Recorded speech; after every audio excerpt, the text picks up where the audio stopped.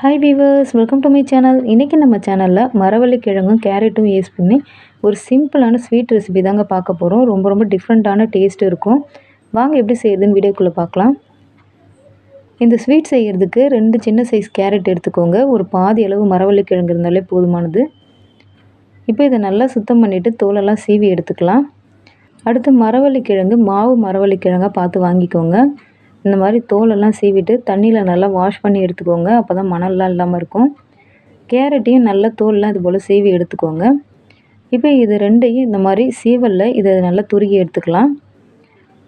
பாருங்கள், இது போல் சீவலில் சின்ன சைஸ் ஹோல்ஸில் இது மாதிரி நல்லா சீவிக்கோங்க. முக்கியமாக இதில் நார்லாம் இல்லாத அளவுக்கு பார்த்துக்கோங்க. அடுத்து கேரட்டையும் இதே போல் இந்த மாதிரி சின்ன சைஸ் ஹோல்ஸில் நல்லா சீவிக்கோங்க. இப்போ இது ரெண்டையும் இது போல் நான் நல்லா துருகி எடுத்து வச்சுருக்கேன். ஒரு பவுல் எடுத்துக்கோங்க. பவுலில் நம்ம துருகி எடுத்த மரவள்ளிக்கிழங்கோட அளவு பார்த்திங்கன்னா 1 கப் அளவு இருக்கும். அடுத்து நம்ம துருகி எடுக்க கேரட்டோட அளவு பார்த்திங்கன்னா ஒரு 1/2 கப் அளவு இருக்கும். நீங்கள் இதில் கேரட் தான் சேர்க்கணுன்னு அவசியம் கிடையாது. நீங்கள் விருப்பப்பட்டால் தேங்காய் துருவல் கூட ஒரு 1/2 கப் அளவு சேர்த்துக்கலாம். அடுத்து ஒரு 1/4 கப் அளவு சர்க்கரை சேர்த்துக்கோங்க. சர்க்கரைக்கு பதிலாக நாட்டு சர்க்கரை இல்லை வெல்லம் கூட சேர்த்துக்கலாம். அடுத்து கொஞ்சமாக ஒரு ஏலக்காய் பொடி சேர்த்துட்டு ஒரு 3 டீஸ்பூன் அளவுக்கு நெய் சேர்த்துக்கோங்க. நெய் சேர்த்துட்டு இது ஒரு முறை நல்லா மிக்ஸ் பண்ணிக்கோங்க. கையால் பிசைஞ்சு விட்டு நல்லா மிக்ஸ் பண்ணிக்கோங்க. பாருங்கள், இது போல் கையால் நல்லா மிக்ஸ் பண்ணிக்கோங்க. பாருங்கள், இது போல் தண்ணிலாம் எதுவுமே சேர்க்கக்கூடாது. இந்த மாதிரி நல்லா மிக்ஸ் பண்ணி எடுத்து வச்சுக்கோங்க பிசைஞ்சு விட்டு. இப்போ நான் இதை நல்லா பிசைஞ்சு விட்டு எடுத்து வச்சுருக்கேன். இந்த மாதிரி ஒரு சில்வர் ட்ரே இல்லைனா கேக் ட்ரே கூட எடுத்துக்கோங்க. நான் இந்த சில்வர் ட்ரே எடுத்திருக்கேன். இந்த மாதிரி ட்ரே இல்லாதவங்க நீ டிஃபன் பாக்ஸ் கூட யூஸ் பண்ணிக்கலாம். இந்த மாதிரி கொஞ்சமாக நெய் அப்ளை பண்ணிக்கோங்க. நெய் அப்ளை பண்ணி பிறகு ரெடி பண்ணி வச்சுருக்கேன் இந்த மிக்ஸிங்கை சேர்த்துக்கலாம்.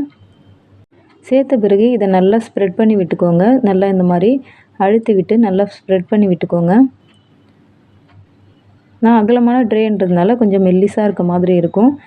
நீங்கள் கொஞ்சம் சின்ன ட்ரேவாக இருந்தால் இந்த கேக் போல் நல்லா திக்காக வருங்க. இப்போ பாருங்கள், இந்த மாதிரி நல்லா ஸ்ப்ரெட் பண்ணி எடுத்து வச்சுருக்கேன். ஸ்டவ் ஆன் பண்ணி இட்லி பாத்திரம் எடுத்துக்கோங்க. இட்லி பாத்திரத்தில் ஒரு 1/2 லிட்டர் அளவுக்கு தண்ணி சேர்த்து நல்லா கொதிக்க வச்சுக்கோங்க. கொதித்து வந்த பிறகு இந்த மாதிரி பிளேட் வச்சுட்டு ரெடி பண்ணி வச்சுருக்க ட்ரேவை இது மேலே வச்சுடுங்க. மூடி போட்டு மூடி ஒரு 20 நிமிஷத்துக்கு ஸ்டவ்வை மீடியம் ஃப்ளேமில் வச்சு வேக வைங்க. அதாவது அடுப்பு அனல் மிதமான தீயில் வச்சுடுங்க. ரொம்ப ஹை ஃப்ளேமில் வச்சிங்கன்னா தண்ணிலாம் படும். அதனால் இந்த மாதிரி மூடி போட்டு மூடி வச்சுக்கோங்க. இப்போ ஒரு 20 நிமிஷம் போல் ஆயிருக்கு. ஓப்பன் பண்ணி பார்க்கலாம். பாருங்கள், மரவள்ளிக்கிழங்கோட கலர்லாம் மாறி இருக்கும். தொட்டு பார்த்திங்கன்னா நல்லா ஒரு மாதிரி திக்கான மாதிரி இருக்கும்.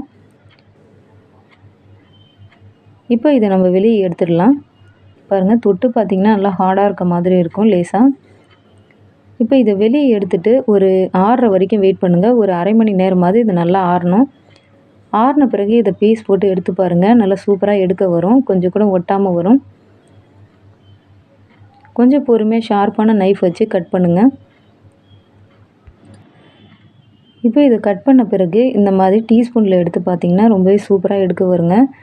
இதோட டேஸ்ட் எப்படி இருக்குன்னு கேட்டிங்கன்னா, சாப்பிட்ட பிறகு ஒரு சாஃப்டாக ஒரு ஜெல்லி சாப்பிட்ற மாதிரி இருக்குங்க. ரொம்பவே டேஸ்ட்டாக இருக்கும். கொஞ்சம் கூட திகட்டாது. கண்டிப்பாக ஒரு முறை ட்ரை பண்ணி பாருங்கள்.